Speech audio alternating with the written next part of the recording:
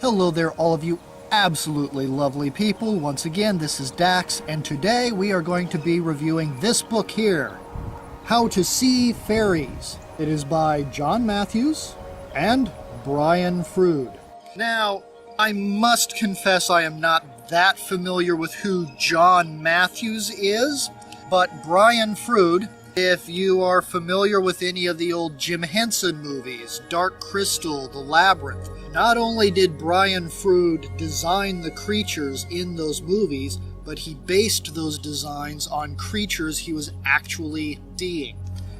One thing that I want to say real quick about this book is that a video that you're watching on the internet is not going to give you a very clear idea of what you're looking at, because the basis behind this book is to be a tactile and an illusionary experience. For instance, just there on the cover of this book, I don't see it showing up very well in the viewfinder, but just this image alone, right here in the center, it shifts between that of a whirlpool and a fairy's face. And, well, yeah, it's doing that a little bit in the camera, but not much. But that is very typical of what's happening in this book. The experience of this book, at first glance, appears to be very much like a children's book. Let me see if I can get any of this to show up on the camera for you to look at.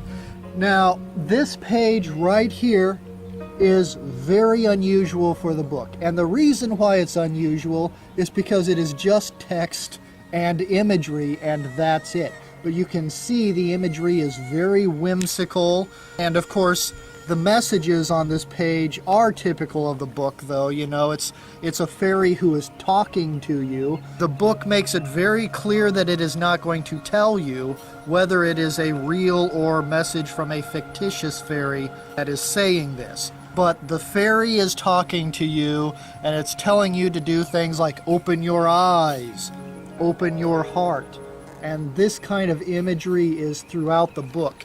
However, most of the pages in the book are like these pages here.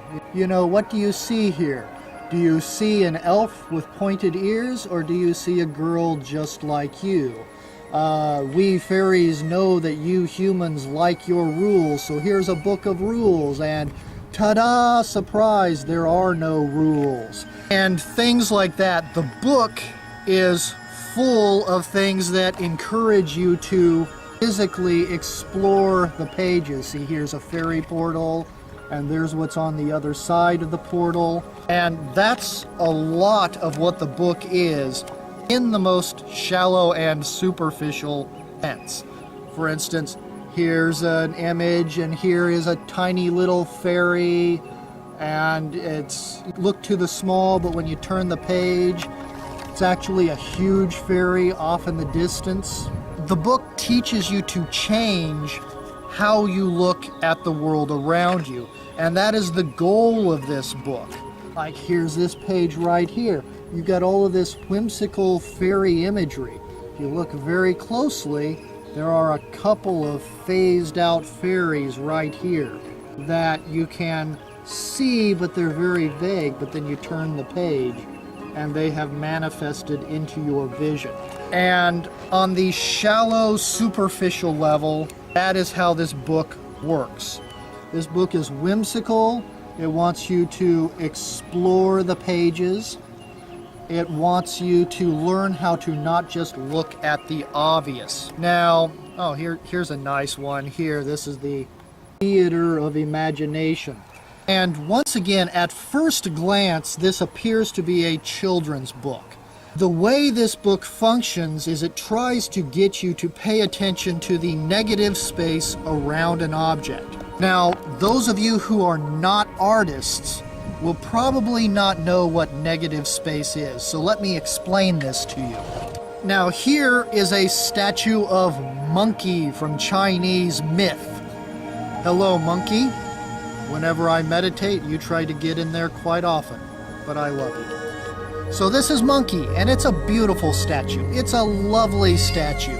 It's wonderfully detailed, well sculpted, the proportion is nice, it takes up beautiful space. But the negative space, look at this area here between the arm and the leg. That is negative space. You see this shape here? That is negative space. It's all the stuff around the statue that forms the statue but is not of the statue. That is negative space. This book right here tries to get you to pay attention to the negative space. This book wants you to look at that tree, but it doesn't just want you to look at that tree, it wants you to look at the space around the tree. You see that empty space between that branch and the trunk? See the space around the leaves? Look at all of that. Pay attention to the space between you and the tree.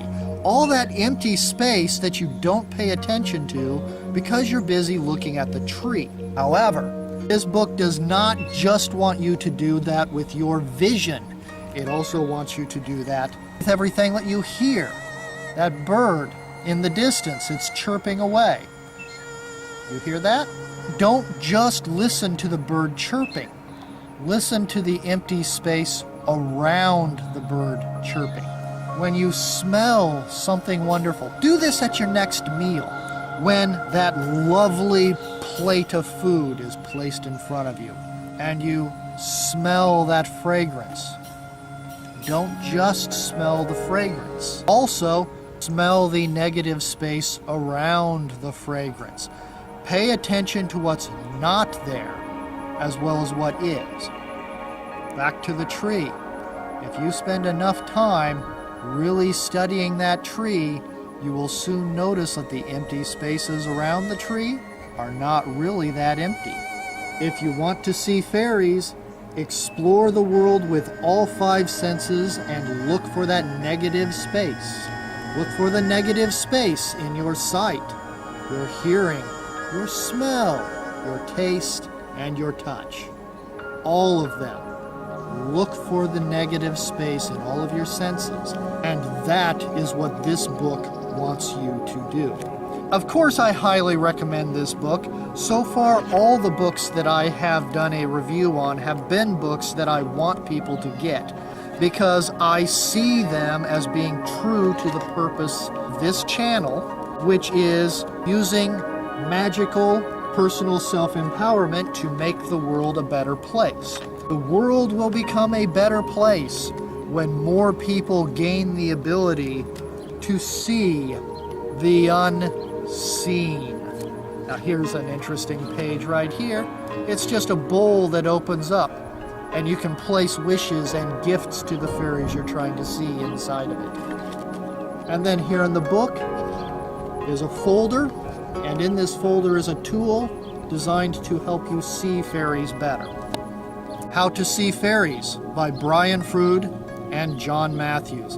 A brilliant book. Once again, at first glance, it appears to be a children's book, but it's a book for anyone who wants to be able to see what's really there. Once again, this is Dax Allred. I love you all. Always remember, you are important, you are loved, your needs are valid, but the same is also true for everyone else. Never forget the everyone else component. They are both of equal importance, you and others. I'll see you tomorrow. Love you.